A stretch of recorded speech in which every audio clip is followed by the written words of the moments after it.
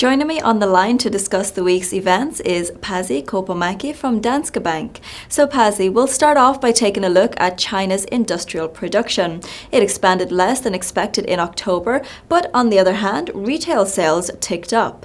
How do you see the economy's activities performing going forward into the winter, and when could we see government policy taking effect?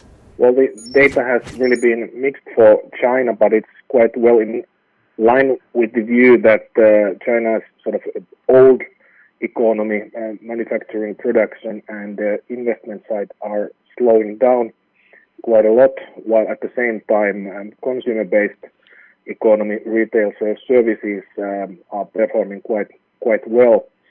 The sort of old economy is still very important for China, and I would expect China to increase stimulus perhaps later this year, and I would expect the impact to be seen mostly in 2016, when the sort of old economy manufacturing production would see some better figures, and that would be sort of helping also the new economy based on consumption to fare quite well. So I think the end of this year will be the weakest for China, and 2016 will be slightly better. Singles Day was a big success for Alibaba, and as we've mentioned before, retail sales climbed 11%. Now we have US retail sales today, so are you expecting an increase over the previous month? Given the quite good payroll data and the decent level of consumer confidence in the US, I'd expect retail sales to have expanded by at least 0.3% from the previous month. We've had an array of euro area GDP releases today. The French economy returned to growth in the third quarter, expanding by 0.3% from a flat reading in Q2.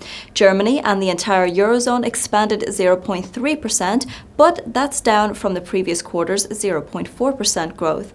So does this mean more stimulus from the ECB is just around the corner? Well, the GDP figures were quite decent and show that there still is growth in the Eurozone, but perhaps some risks to the growth can be seen, especially in Germany, given that the German export engine might suffer from weaker demand in emerging markets.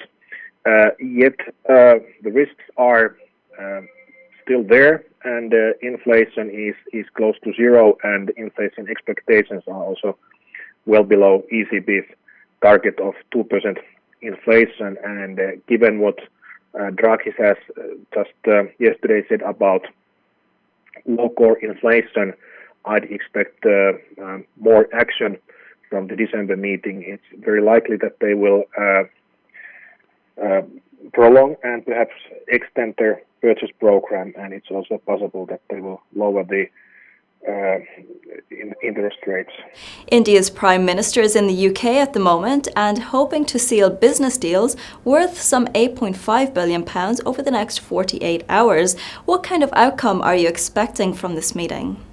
The meeting seems to have happened under sort of a positive mood, and I expect them to reach some kind of a deal that would benefit both India, which would need sort of more Western investment to modernize its economy, and it would benefit UK on export side, and I think this would be beneficial also for the whole EU, given that it would improve the trade relations with India, which is in the coming years perhaps growing even faster than China is.